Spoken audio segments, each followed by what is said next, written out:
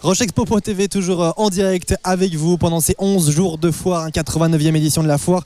Nous on est dans le Hall B, parc des expositions de La Roche-sur-Foron. Et aujourd'hui c'est une journée consacrée à l'ameublement. On va donc parler de cristal avec Lauréa Olsomendi. Vous êtes décoratrice chez La Cristallerie. Bonjour. Bonjour. Décoratrice chez La Cristallerie, qu'est-ce que c'est pour un métier ?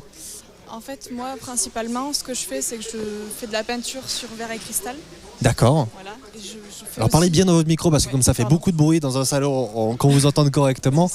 Donc la cristallerie, je commence par le début peut-être. Ouais. Qu'est-ce que c'est ? Est-ce que vous pouvez présenter la cristallerie ? La cristallerie, si vous voulez, on travaille le verre et le cristal. Et donc on est plutôt tailleur-graveur sur cristal. On n'est pas souffleur. Et vous êtes à quel endroit ? À Ivoire et la Clusaz. Ivoire et la Clusaz. Donc vous avez, c'est des boutiques ou deux lieux de fabrication ? On a deux boutiques et on a l'atelier qui est juste derrière la boutique en fait.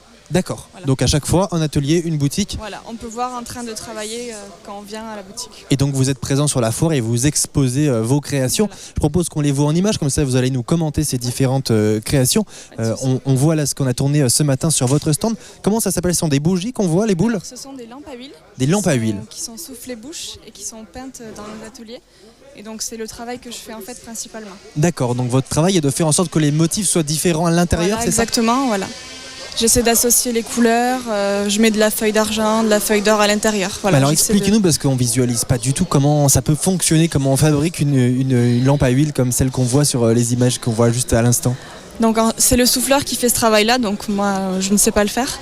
Mais voilà, elles sont soufflées donc dans une entreprise. Donc vous, votre travail c'est de concevoir à l'avance, de dire voilà ça va ressembler à ça, et après ouais. Le souffleur a la technique pour le faire. Voilà, c'est ça. Nous on a choisi la forme et on nous le fabrique et ensuite on vient faire la décoration à l'intérieur.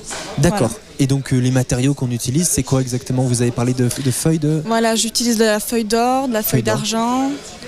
Différents émaux colorés pour apporter un peu de couleur, différentes peintures pour jouer sur les textures, voilà.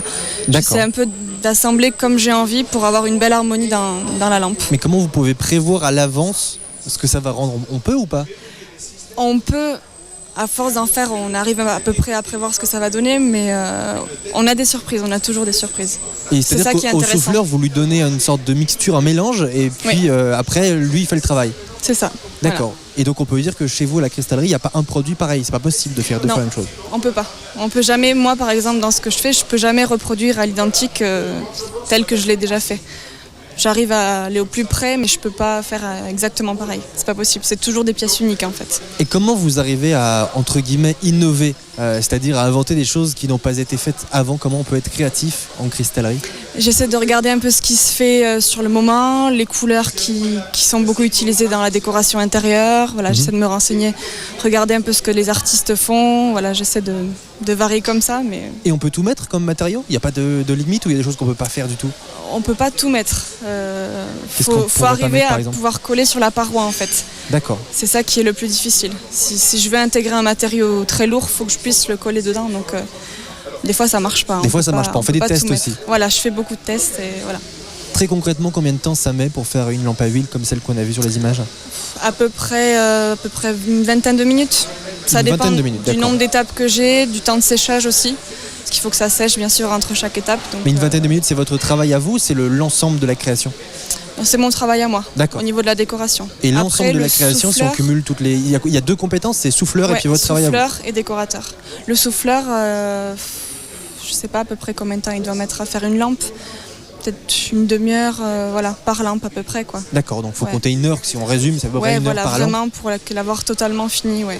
Et on réussit à chaque fois où il y a de la casse, entre guillemets ?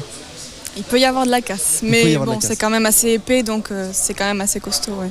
Et vous, comment vous en êtes arrivé à faire ce métier-là ? Par quelles étapes êtes-vous passé ? Au départ, j'ai fait un bac art appliqué.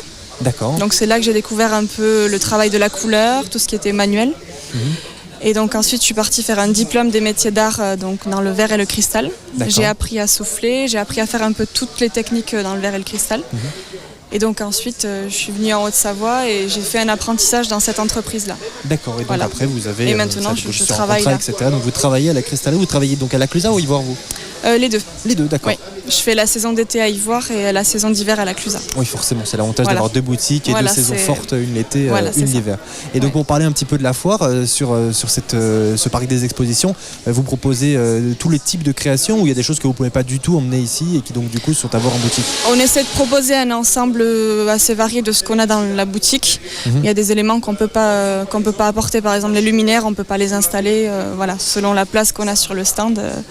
Mais on a surtout apporté les verres, les carafes, vraiment ce qu'on taille. Oui, là on a parlé des lampes à huile, mais donc les autres produits qu'on peut faire en cristal, c'est quoi? On peut tout faire en cristal ou pas tout? Nous, vu qu'on est tailleur-graveur, donc on travaille surtout sur le motif qu'on a sur nos produits. Et donc on taille les carafes, on taille différents verres, des verres à vin, des gobelets. Enfin, on a vraiment toutes sortes de produits qu'on propose en coffret en fait. Ouais. Et donc on a toute une collection de verres qui sont composés de 12 motifs différents. D'accord. On appelle ça la collection véronaise.